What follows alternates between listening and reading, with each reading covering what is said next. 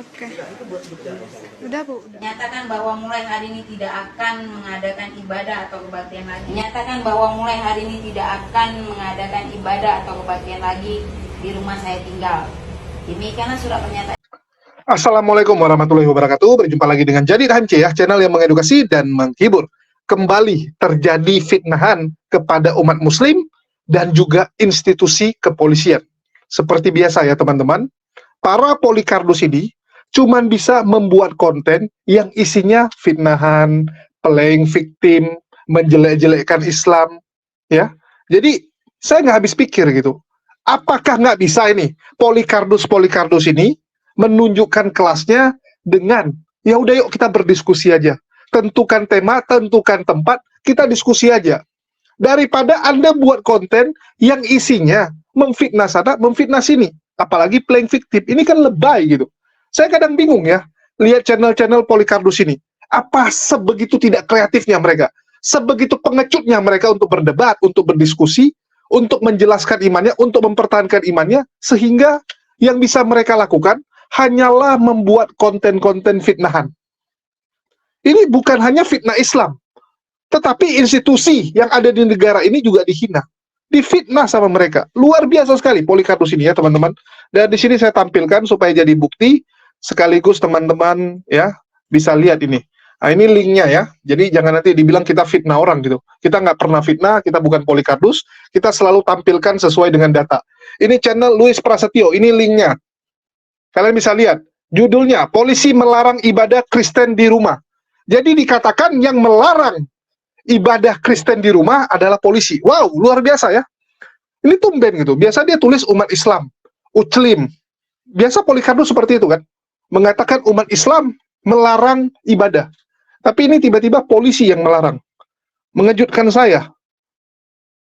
Saya terkejut gitu. Apa benar polisi melarang orang untuk beribadah? Bukankah di kepolisian juga banyak yang Kristen? Ini ada apa gitu? Kok tiba-tiba polisi difitnah lagi? Sama si Tante Louis ini ya.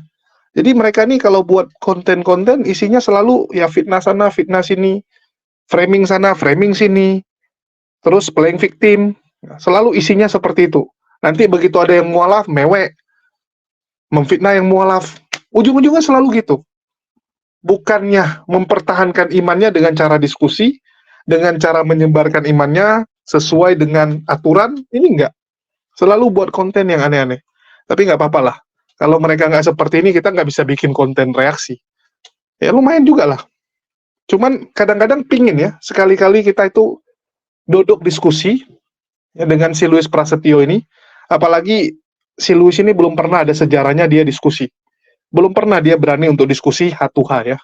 Saya juga bingung, apa yang membuat dia ketakutan? Bukankah dia ini seorang mahasiswa teologi, S1 teologi, udah tamat kalau nggak salah dia ya. Dia bilang dia sudah pelayanan sekarang. Ini saya bingung gitu. Kenapa sebegitu takutnya mereka? Jadi ini golongan-golongan yang cuman berani kohar-kohar tak jelas. Oke lah, kita tonton dulu lah. Kenapa dia memfitnah polisi? Apa benar polisi melarang orang Kristen untuk beribadah di rumah? Ya, kita dengarkan dulu. Ya, saya agak heran nih sama orang-orang ini. Ngapain juga orang lagi ibadah kok dibubarin? Yang pertama, mereka kan ibadah di rumah. Terus hak kalian itu apa ngurusin rumah orang? Rumah itu kan dia sudah beli dan dia mau ibadah di rumahnya. Kecuali dia ibadah di halaman orang lain, itu baru ngawur namanya. Ini orang berdoa ibadah di rumahnya sendiri dan kalian semua datang untuk berusaha menutupnya. Kedua, kemudian kenapa sampai orang ini disuruh berjanji untuk tidak beribadah di rumahnya lagi? Dalam Kristen itu ya, terus terang aja ibadah itu nggak cuman hari Minggu. Ibadah dalam Kristen itu banyak. Salah satunya adalah ibadah keluarga, ibadah rumah tangga. Dan itu tempatnya bukan di gereja. Tapi tempatnya adalah di rumah-rumah.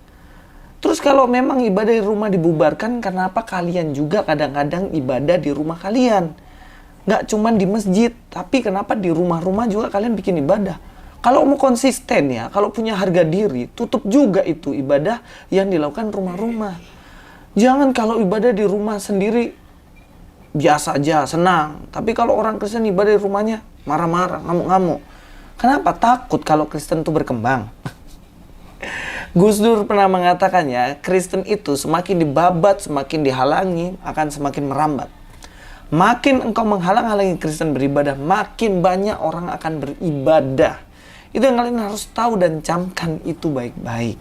Dan juga yang selanjutnya adalah, kalian orang membuat gereja, mendirikan gereja dihalang-halangi. Tidak boleh ibadah di gereja. Sekarang ibadah di rumah juga nggak boleh. Maumu opo? Mau kalian itu apa? Kok orang Jawa bilang cengkre amat gitu. Cengkre banget. Lihat orang seneng nggak seneng. Senangnya kalau lihat orang susah. Dan bagaimana harapan untuk bangsa ini boleh maju kalau orang beribadah dilarang-larang? Iya nggak? Bagaimana? Apalagi ini dalam kondisi puasa cuy. Ibadah puasa, carilah amal baik-baik, banyak-banyaknya. Tapi saya lucu juga sih nonton video ini. Coba kalian lihat. Ya harapan saya bangsa ini menjadi lebih baik lah ya. Namanya juga negara Pancasila. Agama di sini ada 6. Dan juga masih ada agama-agama yang lainnya. Terus kalau saling melarang satu dengan yang lainnya, itu negara ini mau jadi apa? Laranglah tempat-tempat maksiat, laranglah tempat-tempat orang berbuat dosa. Orang cari Tuhan dilarang-larang. Bahaya itu kalau Tuhan sudah turun tangan, iya nggak? Assalamualaikum, selamat datang kembali di channel ini. Balik lagi dengan saya Luis Budi Prasetyo. Kali ini kita akan bahas soal Felix Xiao dan Deddy Corbuzier. Hai, Deddy Corbuzier pernah bilang, stop masuk-masuk kamar orang. Sekarang dia yang masuk kamar orang sih. Nah, kita langsung aja bahas dan kita dengar ya video dari Felix Xiao. Tapi saya heran ya, akhir-akhir ini banyak artis-artis yang ngundang ustadz-ustadz gitu. Dan juga tokoh-tokoh agama diundangin dan difasilitasin untuk bahas agama orang. Aneh kan? Herman juga. Dulu video channel-channel yang memotivasi orang, sekarang channel-channel ini malah bikin keruh suasana Indonesia. Ya kita nonton dulu videonya, video dari Felix Xiao.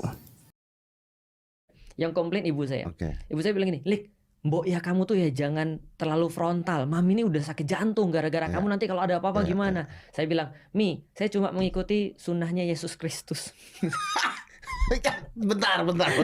Gimana? Kenapa jadi sunahnya Yesus Kristus? Ya karena Yesus itu kan kalau kita baca di dalam Alkitab kan Yesus kan sangat tokoh yang sangat radikal. Kan dia datang ke bait Allah. Bait Allah ketika ada Orang lagi jualan, meja dibalik. dibalikin. Saya nggak pernah gitu loh mas. Saya nggak pernah membolak-balikkan meja orang loh mas. Tapi yang dilakukan oleh Yesus kan seperti saya bilang, saya melakukan itu, dan karena itulah Romawi kan akhirnya benci sama dia karena dia provokator. Iya, betul. Nah jadi saya cuma mengikuti sunnah Yesus Kristus. Ibu saya bilang, beda, dia Tuhan kamu bukan. Oh ya sudah. Ya tapi ya udahlah ya. Nah, terus kemudian bapak saya bilang, akhirnya dia menangis kan, dia bilang gini, kamu tuh Lik, ibu mau kamu ajak debat? Enggak sih, cuma guyonan aja saya. Iya, saya lihat sih Deddy Corbuzier dia ketawa bahagia ya, saking menikmatinya masuk kamar orang cuy. Kapan hari dia marah-marah ngomong, gak boleh kamu itu Elia masuk ranah Kristen, masuk ranahnya Islam. Sekarang kamu bahas Yesus Kristus, ketawa-ketawa ngejek Dedi. Apa-apaan dirimu ini, nggak konsisten. Nah sekarang saya bahas Felix Xiao. Dia bawa Yesus Kristus yang radikal katanya, dan dia mengatakan bahwa dia mengikuti sunnah Yesus Kristus. Sejak kapan Yesus Kristus mengajarkan sunnah radikal? Gak ada. Radikalnya Kristen tuh ya sebenarnya. Makin radikal makin mengasihi Tuhan dan makin mengasihi musuhnya. Tapi kenapa di sini kok dia mengutip tentang Yesus yang mengobrak-abrik meja dan lain-lain? Apakah ini bentuk radikalismenya Yesus sehingga kita harus mengikuti itu seperti Felix Xiao mengikuti itu? Nah, saya Herman Felix Xiao ini dulu ngaku mantan Kristen, mantan Katolik. Lama-lama dirubah menjadi mantan ateis. Karena beberapa kali kita langsung bahas dan ketahuan dia itu sebenarnya nggak tahu apa-apa tentang kekristenan. Kita akan lihat Yesus Kristus yang mana dia mengobrak-abrik meja. Ada apa sebenarnya? Kita akan lihat dalam bagian ini. Ya, kita lihat di dalam kitab Matius ya guys ya. Kita lihat dalam Matius. Lalu Yesus masuk bait Allah dan mengusir semua orang yang berjual beli di halaman bait Allah. Ia membalikkan meja-meja penukar uang dan bangku-bangku pedagang merpati. Ada persoalan apa di sini? Ada persoalan apa kok sampai Yesus membalikkan meja-meja, mengusir semua hewan-hewan di situ, dan juga kemudian dia mengusir orang-orang yang dagang di situ. Kalian perhatikan nggak? Yesus tuh dagang di mana? Kok Yesus dagang di mana? Orang-orang itu dagang di mana? Sehingga Yesus Kristus mengusir. Kalian perhatikan nggak? Mereka dagang di bait Allah. Bait Allah yang seharusnya rumah doa dipakai mereka untuk jual beli dagangan. Kalian tahu, bait Allah itu tempat di mana seseorang datang memberikan korban persembahan kepada Tuhan. Tetapi orang-orang ini berjualan di pintu dan kemudian mereka menjual itu dan mereka kong kali kong sama imam-imam yang ada di dalam. Mereka kasih persenan kepada imam-imam dan dipakai bisnis bait Allah itu. Yang seharusnya bait Allah jadi rumah doa justru dipakai untuk berjualan di situ, mencari keuntungan. Makanya Yesus di situ membalikkan semuanya dan diusir mereka supaya tempat-tempat itu bisa dipakai untuk beribadah. Di tempat yang mereka pakai dagang itu seharusnya dipakai bangsa-bangsa lain untuk beribadah kepada Tuhan. Itu tempatnya mereka dari bangsa lain, tapi dipakai untuk dagang. Makanya di situ nggak bisa lagi dipakai untuk doa. Kalau kita lihat di ayat yang selanjutnya ya, dan berkata kepada mereka, ada tertulis, rumahku akan disebut rumah doa, tetapi kamu menjadikannya sarang penyamun. Jadi Yesus mengembalikan fungsinya untuk menjadi rumah doa. Bait Allah, rumah Tuhan yang seharusnya dipakai untuk berdoa kepada Tuhan, dipakai untuk dagang. Makanya Yesus kembalikan fungsinya supaya bait Allah menjadi rumah doa lagi. Beda dengan radikalmu. Radikalmu itu apa? Gereja, rumah doa yang dipakai untuk berdoa, justru kamu tutup, kamu larang beribadah, diusir semua orang yang beribadah di situ supaya gereja nggak berdiri, nggak ada tempat untuk berdoa lagi. Ya kebalik dong. Yesus membuat gereja yang disalahgunakan dijadikan rumah doa lagi. Lah ini radikalismemu. Kamu tutup gereja-gereja tempat ibadah supaya bisa dipakai untuk dagang. Susah lah. Kok ngomong sunnahnya Yesus Kristus? Ngomong kosong itu. Iya nggak? Kalau memang kamu ikuti sunnahnya Yesus Kristus, oke lah. Tolong itu orang-orang yang gerejanya ditutupin itu, kamu bela mati-matian mereka supaya mereka bisa beribadah pada Allah yang benar. Yesus Kristus itu membuat bait Allah kemudian bisa menjadi rumah doa kepada Tuhan. Padahal sebelumnya disalahgunakan. Jadi janganlah dipakai untuk itu. Kita lihat ya. Yesus Kristus itu dalam radikal, dia tidak mau membunuh orang. Kalau dalam Lukas 22 ayat 51, tapi Yesus berkata, sudahlah itu. Lalu ia menjamah telinga orang itu dan menyembuhkannya. Waktu itu Petrus, dia bawa pedang, kemudian memotong telinga dari salah seorang prajurit itu. Dan Yesus justru marah kepada Petrus. Gak boleh Petrus kau lakukan itu. Orang yang hidup dari pedang, dia akan mati oleh karena pedang. Kemudian Yesus tempel itu telinganya dan disembuhkan. Dia tidak mengajak, ayo Petrus bela saya, ayo itu potong telinganya, potong lehernya. Ada Yesus radikalnya kayak gitu. Lo enggak dong. Sepanjang Alkitab, Yesus marah itu ketika rumah Tuhan dijadikan sarang penyamun. Tapi ketika Yesus dianiaya, ketika Yesus perlakukan tidak adil, dia tidak ngamuk-ngamuk coy. Itu yang sebenarnya diajarkan Yesus. Kalau ngaku sunnahnya Yesus, masa teriak-teriak untuk menentang orang yang gak seiman? Apa-apaan lu? Ya gak? Berusaha untuk binasakan orang ini, mereka kafir. Mana itu? Gak bisa dong, janganlah comot-comot sembarangan. Deddy Kobusier, wah sayang sekali Anda lu. Katanya nggak boleh ngusik kamar orang. Sekarang ketawa-ketawain lagi Tuhan Yesus jadi jokes lagi. Minta ampun, minta ampun. Saya kira Anda sudah mualaf. Agama Anda tidak percaya Yesus. Kalau Felicia bilang ini, saya mengikuti sunnah Yesus Kristus. Dan Anda bilang, ya kan Yesus tuh Isa. Ada nggak kisah Yesus membalikkan meja dan lain-lain itu di kitab Anda? Ada nggak? Nggak ada kan? Tidak ada, itu dalam kitabnya orang Kristen. Orang Kristen punya kitab. Jadi bukan ranah Anda masuk kamar kami, cuy. Kalau ditanya, wah Louis juga ini masuk kamar orang terus minta maaf. Saya tidak membahas kitab orang lain. Saya membela kitab saya yang dibahas semena-mena oleh kalian. Terima kasih, itu saja Louis Prasetyo di sini. God be with you all. Wow, miris sekali ya teman-teman. Entah apa-apa aja isi konten mereka. Tiba-tiba dari bahas tempat ibadah itu, tiba-tiba dia gabungin dengan video, dia reaksi Deddy Corbuzier dan juga Ustadz Felix Xiao. Ini orang saking kehabisan ide konten mungkin. Jadi isi kontennya entah apa-apa aja. Oke, di sini saya akan menjawab fitnahan dari Tante Louis ya. Dan kita tampilkan data. Kita bukan asal ngomong ya. Di sini teman-teman bisa baca beritanya. Duduk perkara narasi viral ibadah minggu di Tangerang dibubarkan warga. Ya, dibubarkan oleh siapa? Warga, bukan polisi. Jadi fitnahan dari Tante Louis ini kelewatan.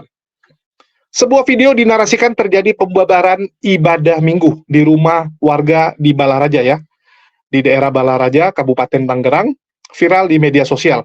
Polisi menjelaskan duduk perkara aksi pembubaran tersebut. Kapolsek Balaraja, AKP Badri Hasan, menjelaskan peristiwa tersebut terjadi pada Minggu 17 Maret. Polisi datang ke lokasi setelah mendapatkan laporan adanya warga yang berkumpul di sebuah rumah. Badri mengatakan tidak ada kegiatan ibadah di rumah tersebut saat polisi tiba. Ibadah itu sendiri dilaksanakan pada pagi hari. Ya, jadi polisinya telat. Polisi tiba saat ibadahnya sudah selesai. Massa yang berkumpul dengan maksud keberatan adanya rumah yang dijadikan tempat ibadah. Pada saat saya datang ke lokasi tersebut, tidak ada kegiatan ibadah. Berdasarkan keterangan warga, ibadahnya sudah dilaksanakan pagi hari. Dan saya datang ke lokasi pada saat waktu azan zuhur, kata Badri saat dihubungi. Ya, jadi telat. Disebut belum ada izin. Badri mengatakan rumah tersebut sudah dijadikan tempat ibadah selama 1 tahun. Ya, sudah 1 tahun. Rumah tersebut secara ilegal dijadikan tempat ibadah. Dan warga selama ini diam.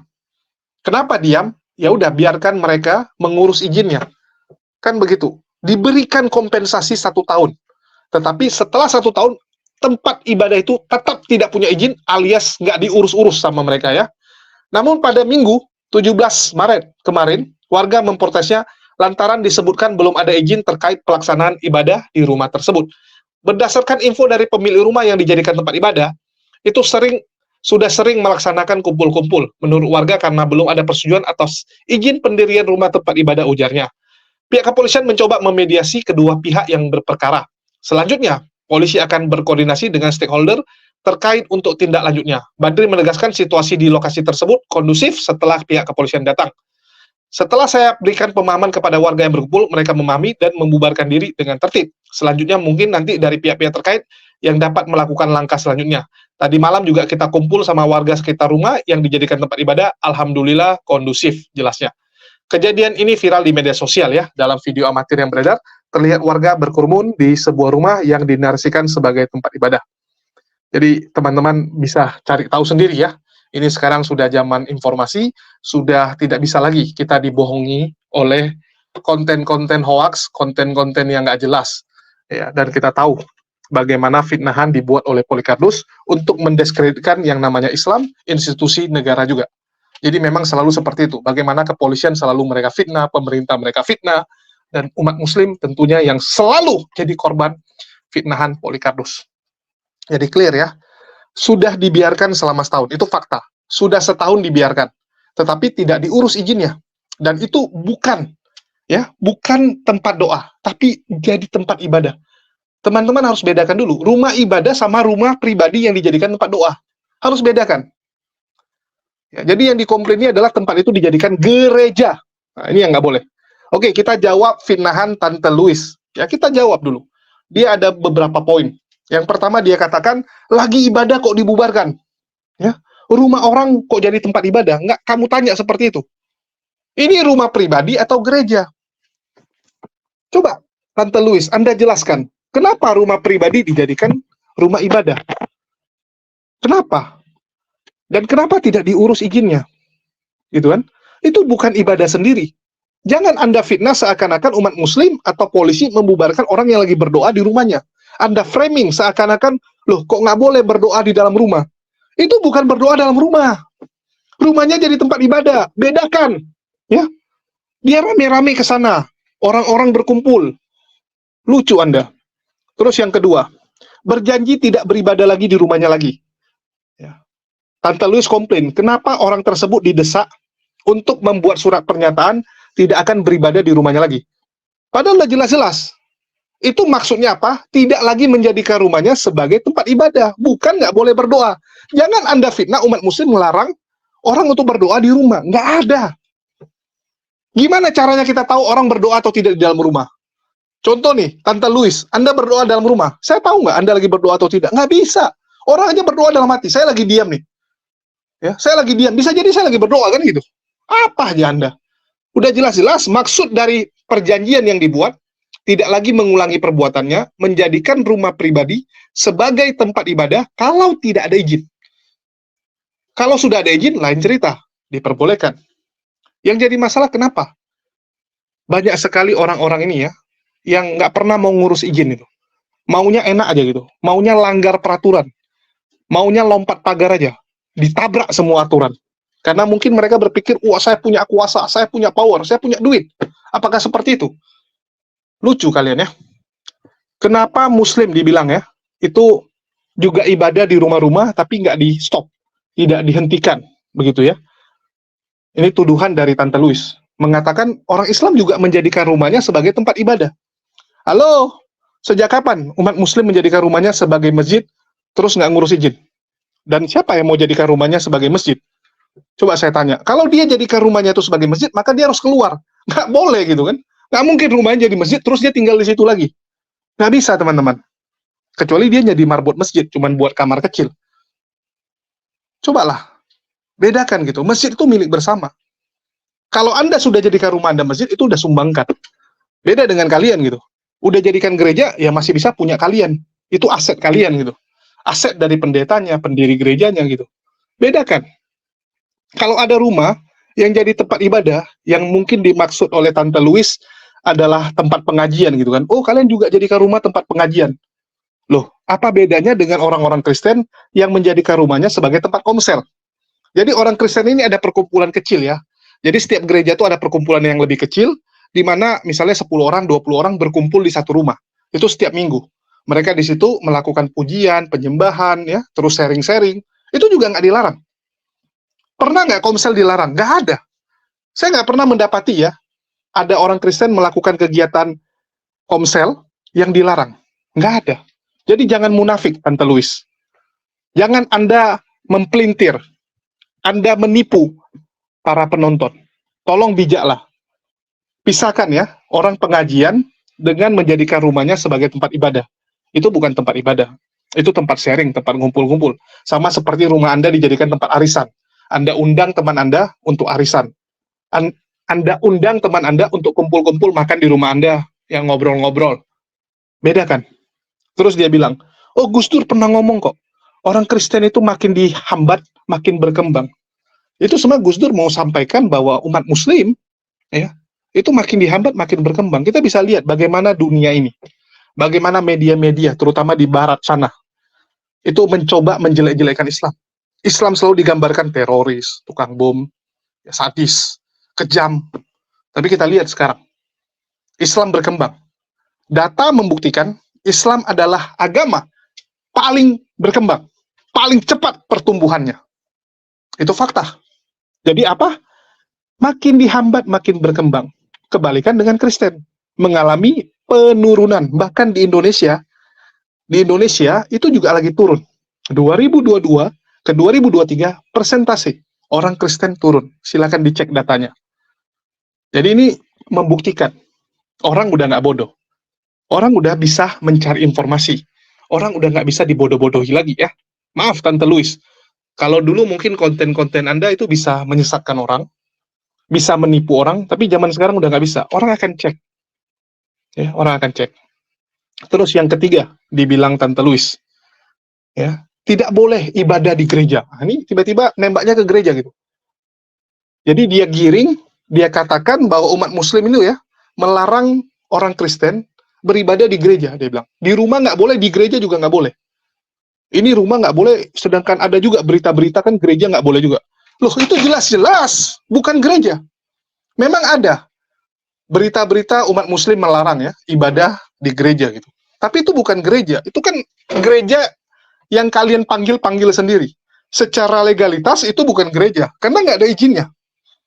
Bagaimana mungkin suatu tempat itu disebut gereja, sedangkan dia nggak punya izin gereja? Betul tidak? Bagaimana mungkin suatu tempat disebut pabrik, sedangkan dia nggak punya izin pabrik? Belum ada suratnya. Hanya gara-gara ada mesin di situ, ada aktivitas, terus kamu sebut itu pabrik. Ya nggak bisa gitu. Semua ada aturannya. Kalau nggak mau ada aturan, tinggal tuh di hutan sana. Atau kamu cari pulau tak berpenghuni, kamu buat sendiri di situ. Kalau di negara kita semua ada aturan.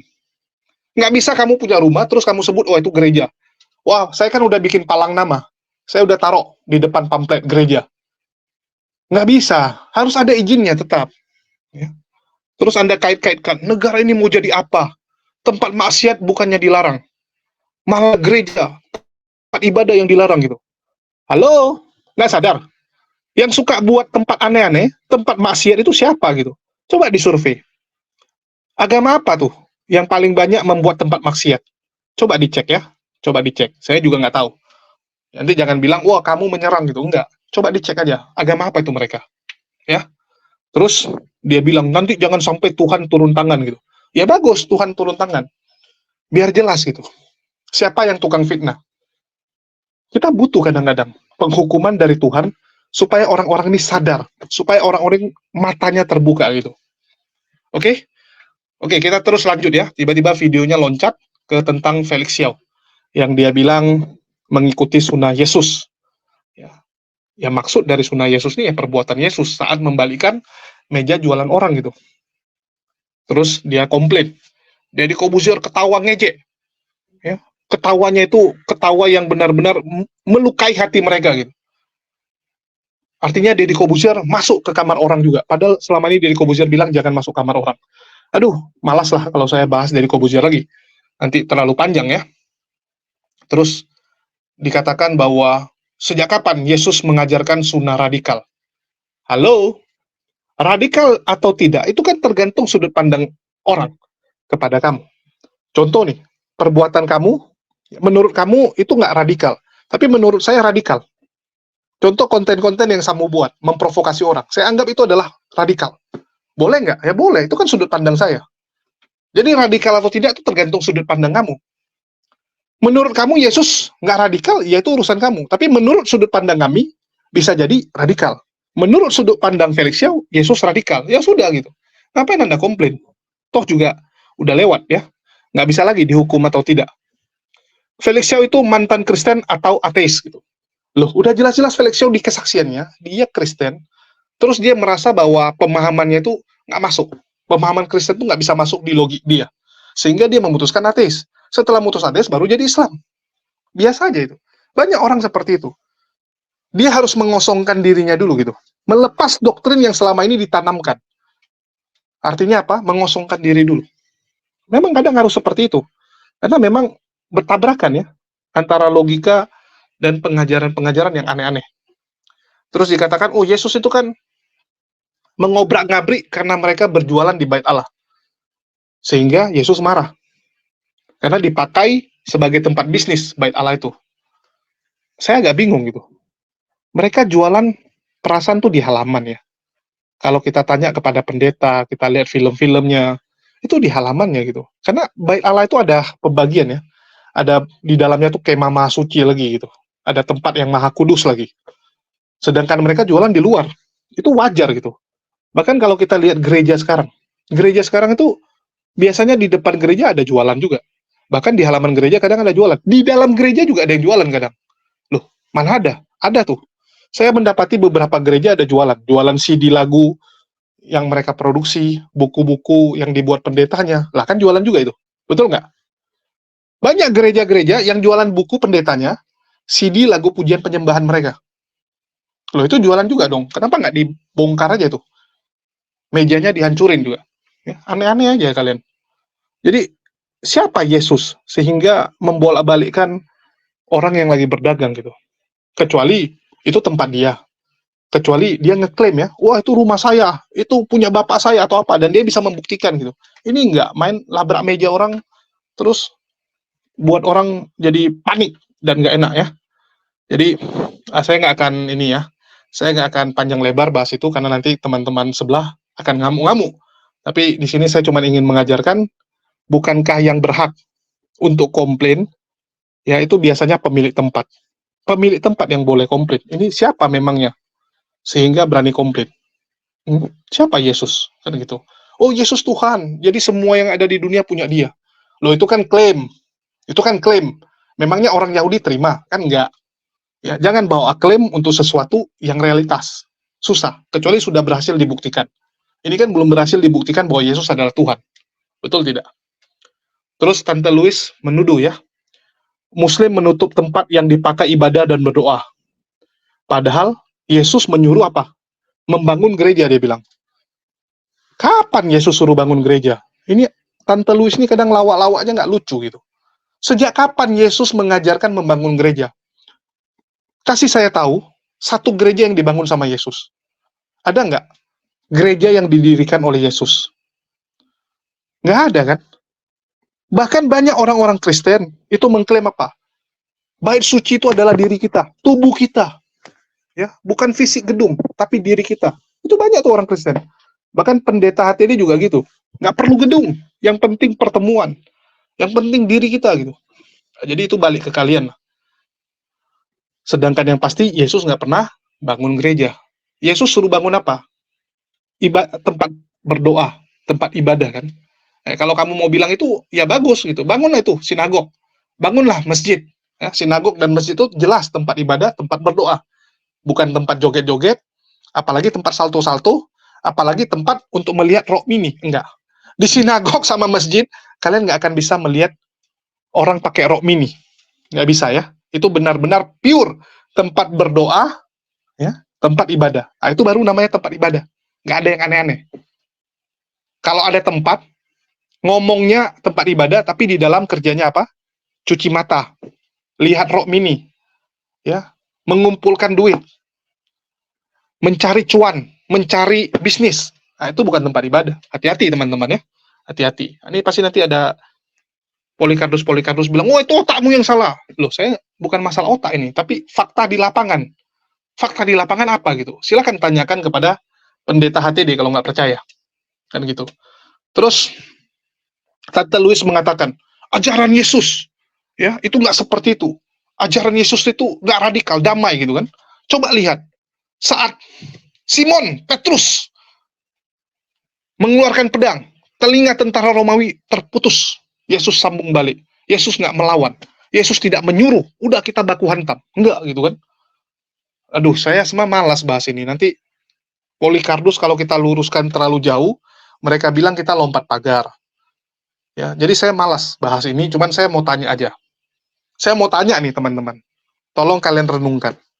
Yesus saat itu ya tidak mau terjadi pertempuran, apa karena memang dia menghindari pertempuran, atau yang kedua, bagaimana mungkin satu pedang, ya karena pedangnya cuma satu, punya Simon Petrus, ya karena jual jubah cuma bisa beli satu pedang. Apakah bisa dengan satu pedang itu melawan tentara Romawi yang terkenal sangat luar biasa dalam berperang? Ini tentara Romawi loh, bukan Hansip biasa gitu ya. Ini tentara Romawi itu tentara yang secara kemampuan itu luar biasa. Badannya berotot teman-teman, badannya besar, kekar gitu. Kira-kira apa yang terjadi kalau terjadi baku hantam? Itu Yesus dan murid-muridnya mati di situ atau mereka menang? Coba kalian renungkan aja. Jadi kalau saya nonton film-film ya, itu ada tuh, tiba-tiba markasnya diserang, bosnya mau ditangkap, terus si bosnya bilang, jangan melawan. Ya, dia suruh anggotanya jangan melawan. Kenapa? Karena kalau melawan, nanti mereka mati semua gitu. Ya, mereka mati semua. Udah biar aja dia ditangkap. Nanti baru di sana cari cara untuk dibebaskan. Biasa gitu. Kalau di film-film ya, itu di film-film. Kalau Yesus saya nggak tahu. Oke, mungkin itu aja yang bisa saya sampaikan. Makasih buat teman-teman semua yang udah nyimak. Ya, kira-kira kalian dapatlah poinnya ya. Kira-kira harusnya kalian mengerti. Dan sedikit informasi buat teman-teman ya, mohon doanya untuk 1 minggu ini kita akan menghadapi ya sedikit permasalahan yang besar, di mana Polycarpus masih belum menyerah untuk mencelakai saya. Setelah beberapa bulan cukup tenang ya, tiba-tiba muncul lagi panggilan. Doakan semoga bisa beres ya. Upaya Polycarpus untuk mencelakai saya ini bisa saya lewati. Ya, sama seperti Yesus gitu ya, berdoa semoga cawan ini berlalu. Ya, saya juga berdoa semoga permasalahan ini berlalu. Dan bagi teman-teman yang ingin mendukung, jangan lupa doakan saya. Ya, doakan saya, doakan tim pengacara yang saya hire, ya, yang saya sewa agar bisa berjuang dengan luar biasa. Ya, berikan kesehatan buat tim pengacara saya juga.